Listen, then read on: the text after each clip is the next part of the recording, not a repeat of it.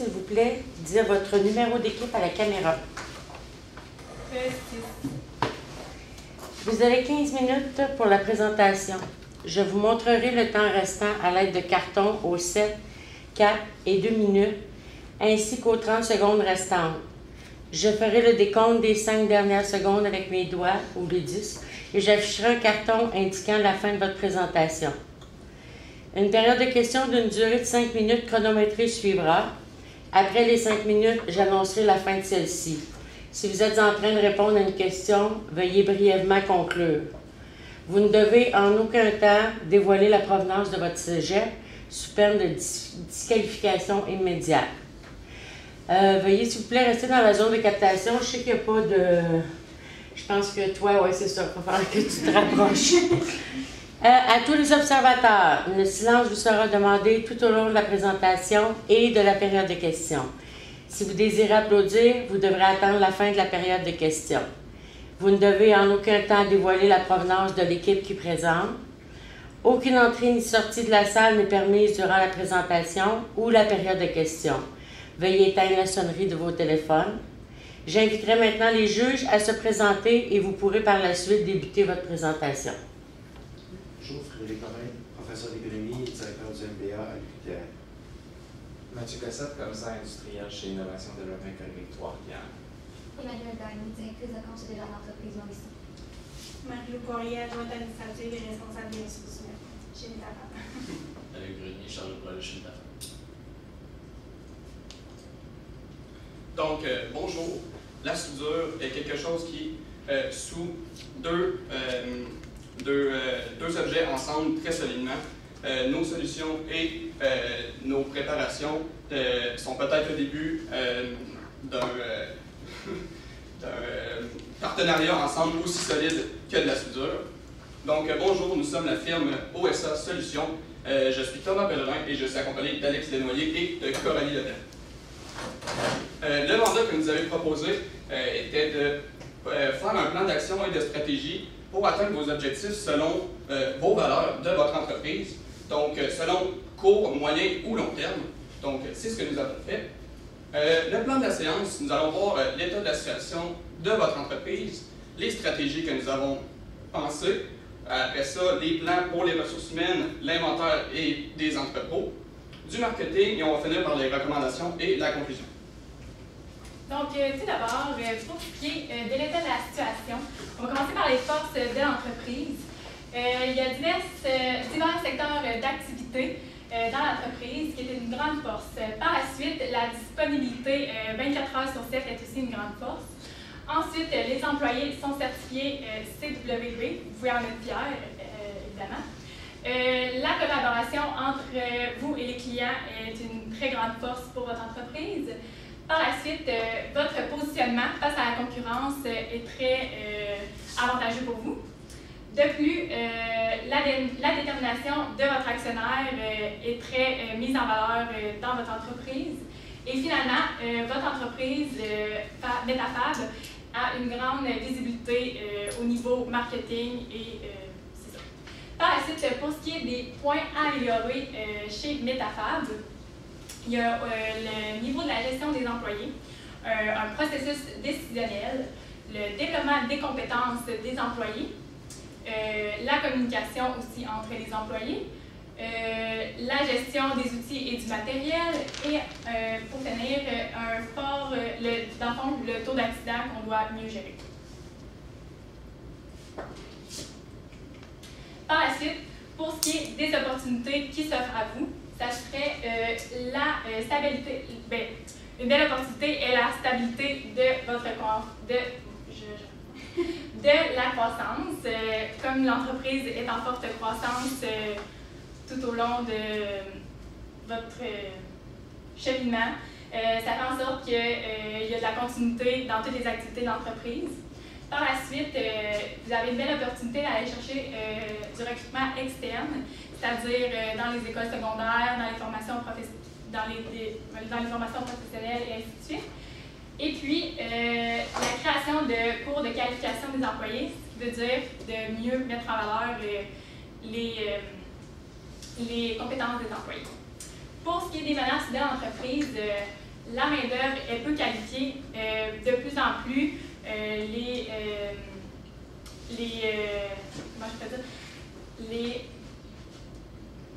la relève vont être de moins en moins qualifiés.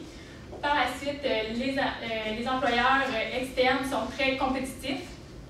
Puis, le taux d'accident fait en sorte que la réputation des employeurs est très affectée négativement et la notoriété des clients. Pour ce qui est des stratégies à l'interne, en ce qui concerne les faiblesses de l'entreprise, la gestion des employés, dans le fond, ça serait d'établir une stratégie de motivation, de formation, de communication et de récompense des employés afin de les motiver à l'extrême. De plus, il serait bien d'établir un processus décisionnel, soit en implantant des méthodes, soit par un arbre de décision, ou bien même une feuille de contrôle pour prioriser les étapes afin de mieux savoir ses objectifs. Aussi, il serait bien de mieux gérer les outils en implantant un nouveau système d'inventaire. Pour ce qui est des menaces de l'entreprise, à l'externe, la main-d'œuvre peu qualifiée, comme je l'ai dit précédemment, il est très important d'être présent au niveau scolaire, dans les formations professionnelles et au secondaire. De plus, les employeurs qui sont de plus en plus compétitifs, il serait bien de mettre en place des avantages sociaux. Je sais que vous en avez déjà, comme l'assurance collective ou peu importe, mais d'en établir encore plus, que ce soit la conciliation travail-emploi. On parlait que les employés effectuaient des taux, des heures extrêmes. Et ça serait bien qu'ils puissent mieux concilier le travail et la vie personnelle. Puis, en ce qui concerne aussi les vacances des employés. De plus, il serait bien pour contrer le taux d'accident dans l'entreprise de mieux former et sensibiliser les employés aux conséquences négatives que peuvent avoir les accidents en entreprise. Je vais par la suite déléguer la parole à ma collègue Coralie pour ce qui est du niveau ressources humaines dans l'entreprise. Donc, pour ce qui est des formations, vous nous avez mentionné dans le cas que les formations, on donnait seulement des formations précises à leur poste et non des formations générales. Pour améliorer les formations, on vous conseille de faire des processus d'accueil. Dans le fond, c'est avant même que l'employé ait commencé à travailler dans l'entreprise, mais qui sait qu'il est engagé, faire une rencontre de tous les nouveaux employés et vraiment faire comme un accueil qui expliquerait les formations générales. Par exemple, qu'est-ce qu'il faut faire attention pour les conditions de travail. Aussi, le processus d'accueil ferait en sorte que les employés pourraient déjà créer des liens ensemble, ce qui ferait qu'il y aurait un certain sentiment d'appartenance, ce qui est très important auprès des employés. Puis, aussi, afin d'améliorer les formations, il est obligatoire d'utiliser le 1% de la masse salariale, mais nous, on conseillerait peut-être de l'augmenter un petit peu, peut-être à 5%, afin de vraiment augmenter la formation, afin d'offrir un meilleur service à vos clients. C'est ça. Aussi, afin d'améliorer la motivation. Dans le cas que vous avez mentionné que la motivation chez les employés n'était pas très élevée, donc afin d'augmenter la motivation, on vous conseille d'instaurer une méthode d'évaluation. Vous faisiez déjà une méthode d'évaluation du 3 à 6 mois. On vous conseillerait de continuer cette méthode afin que les employés ne prennent pas des mauvais plis. Aussi, on vous conseillerait de faire des évaluations une fois par an afin de leur donner toujours atteindre des nouveaux objectifs. Quand les employés ont des objectifs à atteindre précis, les employés sont toujours plus motivés. Donc, c'est sûr que les employés pourraient être plus motivés de se poser comme ça. Depuis, on pourrait créer un certain système de cotes. Dans le fond, comme ABC, admettons le A, ça serait le niveau excellence. Donc, quand l'employé réussit à atteindre ce niveau, il pourrait peut-être avoir une augmentation salariale. Donc, l'augmentation salariale ferait que l'employé va toujours se motiver davantage pour améliorer ses capacités en tant que travailleur. Aussi, ça les empêcherait, en augmentant le salaire, ça les empêcherait d'aller vers des concurrents. Ça serait un moyen de les garder avec nous. Oui, c'est ça. Aussi, dans l'entreprise, il y a un problème d'absentéisme. Donc, pour contrer ce problème, c'est sûr qu'on y va avec la méthode d'évaluation, comme on vous a enseigné, qu'on vous a montré. Aussi, on ferait une réunion afin d'informer à chaque employé que dorénavant, après le 3e avertissement, il pourrait y avoir une certaine expulsion à environ de 3 jours, Comme ça, les employés vont vraiment être plus poussés, selon nous, à toujours venir travailler et remplir seulement des journées pour des raisons valables. Depuis, pour le recrutement, comme ma collègue vous avez mentionné, vous avez déjà un certain lien avec une école, donc nous pensons que ça serait bien de vraiment les encourager à venir faire des stages dans votre entreprise. Comme ça, il y aurait déjà un certain lien créé avec votre entreprise. Aussi, nous pensons que c'est une bonne idée de faire les portes ouvertes. Comme ça, les personnes peuvent vraiment voir à quoi ça ressemble l'entreprise et répondre à des questionnements qu'ils peuvent avoir. Ainsi que les médias, vu que maintenant, les médias, c'est vraiment beaucoup utilisé par le public, donc ça serait intéressant de les utiliser. Pour ce qui est de la communication interne, je vais laisser ma collègue vous en parler. Donc, la communication interne dans une entreprise, on sait que c'est très important. Les moyens de communication qu'on veut aborder avec vous, ça serait de, premièrement, établir des réunions et des suivis réguliers. Qu'est-ce qu'on veut dire par là? C'est d'implanter un nouveau système de communication. Comment ça fonctionnerait? C'est, dans le fond, il y aurait un horaire mensuel qu'on envoierait aux employés par la poste afin de mieux les rejoindre, comme on sait qu'ils ne sont pas très technologie. Donc, en envoyant des horaires mensuels de suivi et de réunion établis par les supérieurs dans l'entreprise, ça permettrait aux employés d'effectuer des commentaires et des points à améliorer pour donner leur avis dans l'entreprise et occuper une plus grande place à leurs yeux. Ce qu'on veut dire par là, un sentiment d'appartenance et etc. Par la suite, pour ce qui est des conditions de santé et sécurité, c'est quelque chose à ne pas négliger non plus.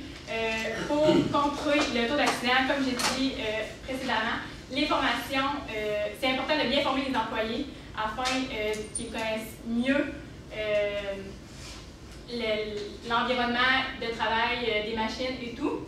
Puis, il est très important de les sensibiliser au niveau des accidents et des répercussions très négatives que cela peut avoir dans une entreprise. Par la suite, il faut augmenter l'efficacité de la gestion matérielle, ce qui ferait en sorte que les conditions de santé et sécurité seraient beaucoup plus contrôlées dans l'entreprise.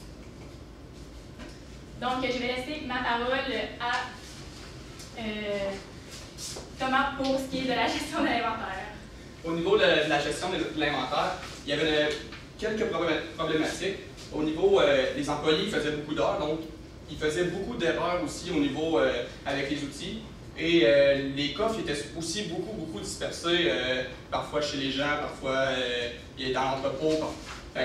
En fait, votre solution était de utiliser des outils de couleur, comme ça les clients pouvaient reconnaître vos outils et peut-être les rapporter, et ça laissait aussi une marque de votre entreprise. Et nous, notre solution, en fait, c'est aussi pour le système d'inventaire, on mettrait une personne qualifiée qui aurait un coffre à lui et qui serait attitré à son coffre et il serait responsable de son coffre à lui. Et donc, le suivi serait beaucoup plus clair dans le fond parce que le coffre, la personne ferait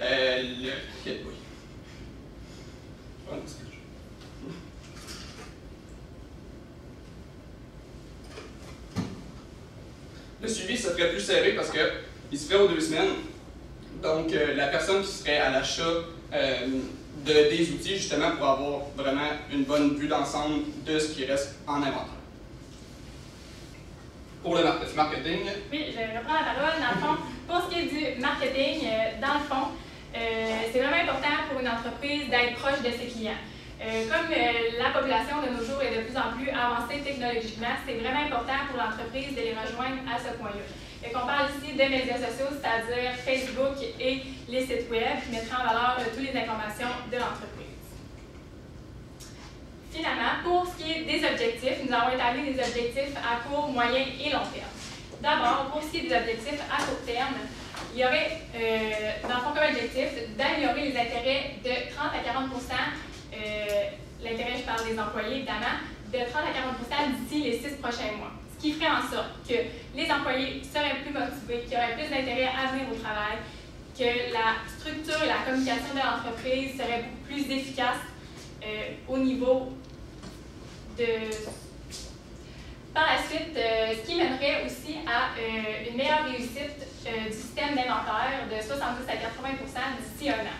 Ça, c'est dans le fond, c'est notre objectif à moyen terme. ça fait en sorte que, oui, les employés, dans le fond, le cours découle du moyen terme et ensuite du long terme. C'est-à-dire que si les employés sont plus motivés, s'ils ont plus d'intérêt, ils vont avoir encore plus d'intérêt pour gérer leur matériel et gérer les outils de l'entreprise. Finalement, l'objectif à long terme serait d'améliorer le rendement des ventes et du service à la clientèle de 15% d'ici 5 ans. Comme la motivation des employés, la gestion du matériel découle par la suite du meilleur rendement, ça fait en sorte que l'entreprise serait plus proche de leurs clients et qu'il y aurait une augmentation du taux de vente si les employés constatent une amélioration de production ou peu importe. C'est important de ne pas négliger non plus le budget. Vous n'avez pas nécessairement établi de budget, mais on comprend très bien que ces objectifs-là et nos stratégies sont à faible coût et qui répondent nécessairement à vos besoins.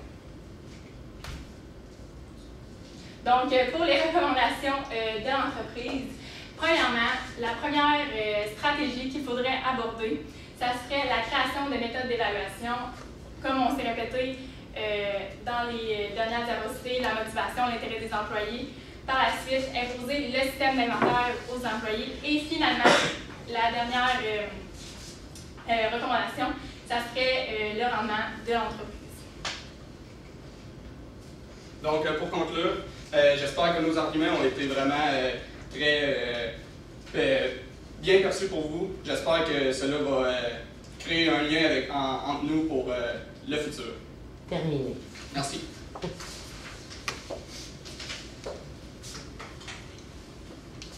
Période de questions.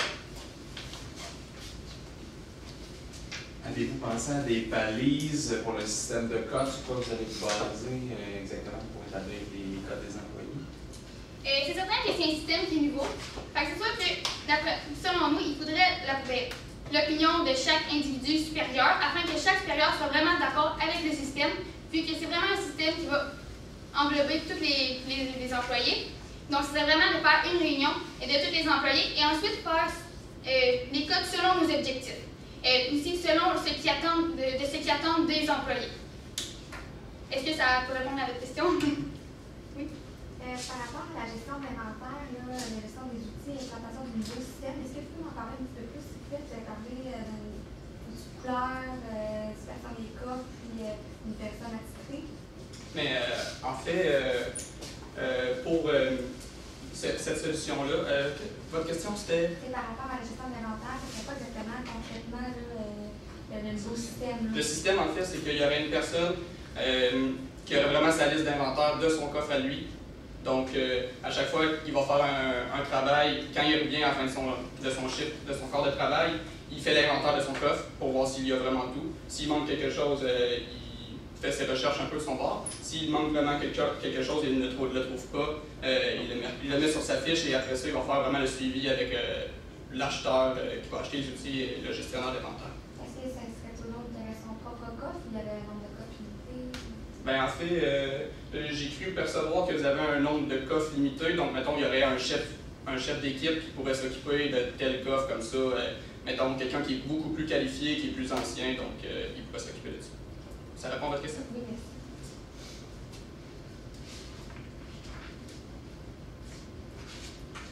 Pourquoi vous voulez faire du marketing? Je crois que la raison de faire du marketing, c'est vraiment être plus près de ses clients. Oui, l'entreprise a de très gros clients et en étant plus proche de ses clients, mettons, favorisant la page Facebook ou le site web de l'entreprise, c'est vraiment important de se rapprocher du service à la clientèle.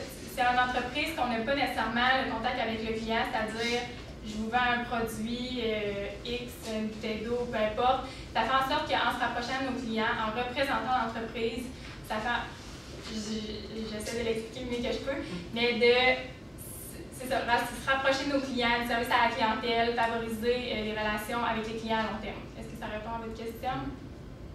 Oui. Moi, j'aimerais savoir, dans les moyens de communication, vous parliez de réunions.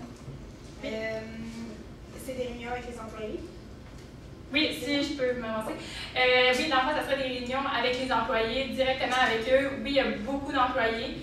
Dans le fond, en établissant un système de communication beaucoup plus efficace et proche de nos employés, le contact humain avec l'employé ferait en sorte qu'on aurait beaucoup plus de recommandations et de points améliorés vis-à-vis des employés que juste par les supérieurs. Pour combien de temps ces réunions-là? Le mieux, selon moi, selon nous, ça serait le plus court possible, d'élaborer des plans de séance à l'avance et des objectifs à atteindre, des employés et tout pour vraiment satisfaire. Combien de temps tu ferais cette rencontre-là? 30 minutes. Combien de temps? Combien de temps, mon Dieu, désolé, je comprenais pas. 3 mois, 6 mois ou combien de temps? Mensuellement. Mensuellement, Ouais. c'est bon. Ça répond à votre question? Oui, ça répond à ma question, ça en entraîne aussi une autre. Si on sait que nos employés sont sur des chantiers différents, puis on n'a jamais les employés qui sont nécessairement à notre shop, à nos bureaux, il y en a qu'on n'a jamais vu parce que justement sont dans des contrats vraiment à l'extérieur, éloignés, comme à Colombie-Britannique, qu'on pourrait peut-être croiser une fois ou peut-être 3-4 mois. Vous feriez quoi si on n'a pas accès aux employés à nos bureaux? Je pense que si nous n'avons pas accès au contact humain avec l'employé, ça serait de faire des vidéoconférences, de faire, dans le fond, d'essayer d'avoir la meilleure solution avec le contact humain de l'entreprise.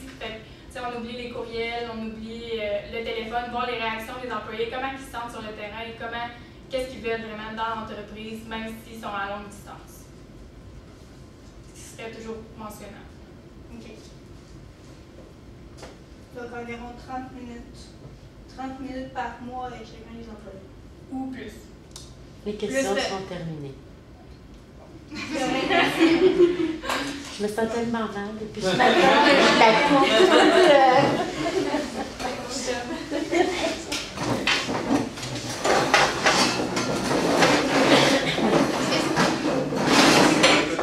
Merci beaucoup. Merci beaucoup. Merci, Valérie. Merci, Valérie.